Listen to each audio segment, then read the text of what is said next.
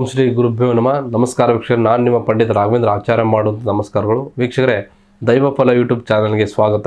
July 29ರಂದು ಬರುವಂತಹ ಗುರು ಪೂರ್ಣಿಮೆ ಅನೇಕ ಜನರಿಗೆ ಆಧ್ಯಾತ್ಮಿಕವಾಗಿ ವಿಶೇಷ ಮಹತ್ವವನ್ನು ಹೊಂದಿದೆ. ನಮ್ಮ ಜ್ಯೋತಿಷ್ಯ ಶಾಸ್ತ್ರದ ಪ್ರಕಾರ ಈ ಗುರು ಪೂರ್ಣಿಮೆ ನಂತರ ಈ ಒಂದು 4 ರಾಶಿಯವರಿಗೆ ವಿಶೇಷವಾದಂತಹ ರಾಜಯೋಗ ಪ್ರಾರಂಭವಾಗ್ತಾ ಇದೆ. ಹಾಗಾದ್ರೆ ಆ ರಾಶಿಗಳು ಯಾವುದಂತ ಈ ಒಂದು ವಿಡಿಯೋದಲ್ಲಿ ನಾನು ತಿಳಿಸ್ಕೊಡ್ತಾ ಇದ್ದೇನೆ. ಅದಕ್ಕಿಂತ ಮುಂಚೆ ನಮ್ಮ ಚಾನಲ್ನ ಲೈಕ್ ಮಾಡಿ, ಶೇರ್ ಮಾಡಿ ಹಾಗೂ ಸಬ್ಸ್ಕ್ರೈಬ್ ಮಾಡ್ಕೊಳ್ಳಿ. ಮೊದಲನೇ ರಾಶಿಯಾಗಿ ಮೇಷ ರಾಶಿ.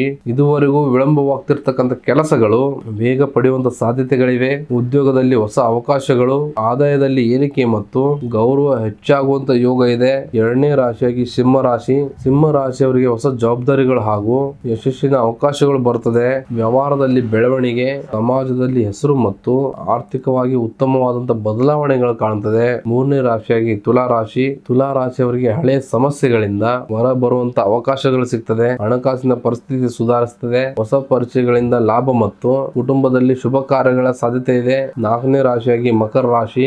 ಮಕರ ರಾಶಿಯವರಿಗೆ ದೀರ್ಘಕಾಲದ ಪರಿಶ್ರಮಕ್ಕೆ ಫಲ ಸಿಗ್ತದೆ. ಉದ್ಯೋಗದಲ್ಲಿ ಪ್ರಗತಿ, ಆಸ್ತಿಗೆ ಸಂಬಂಧಿಸಿದಂತಹ ಶುಭ ಸುದ್ದಿ ಹಾಗೆ ಹಿರಿಯರ ಆಶೀರ್ವಾದದಿಂದ ಉತ್ತಮ ಅವಕಾಶಗಳು ದೊರೆಯುತ್ತದೆ. ಈ ಒಂದು 4 ರಾಶಿಯವರು ಹುಣ್ಣಿಮೆ ನಂತರ ಗುರುಗಳ ಆಶೀರ್ವಾದವನ್ನು ಪಡೆಯಿರಿ. ಶ್ರೀ ರಾಘವೇಂದ್ರ ಸ್ವಾಮಿಯ ಮಠಕ್ಕೆ ಭೇಟಿಯನ್ನು ನೀಡಿ ಪ್ರತಿಯೊಬ್ಬರು ಕೂಡ ಓಂ ಗುರುವೇ ನಮಃ ಈ ಒಂದು ಮಂತ್ರವನ್ನ ಕಮೆಂಟ್ ಮಾಡಿ ಹಾಗೂ ಈ ಒಂದು ವಿಡಿಯೋನ ಲೈಕ್ ಮಾಡಿ, ಶೇರ್ ಮಾಡಿ ಹಾಗೂ ನಮ್ಮ ಚಾನಲ್ನ ಸಬ್ಸ್ಕ್ರೈಬ್ ಮಾಡ್ಕೊಳ್ಳಿ. ಹಾಗೆ ತಮ್ಮ ಜೀವನದಲ್ಲಿ ಏನೇ ಸಮಸ್ಯೆಗಳಿದ್ರು ನೇರವಾಗಿ ಬಂದು ಭೇಟಿ ನೀಡಿ ಅಥವಾ ಫೋನ್ ಮುಖಾಂತರ ಪರಿಹಾರವನ್ನು ಕಂಡುಕೊಳ್ಳಿ. ಧನ್ಯವಾದಗಳು.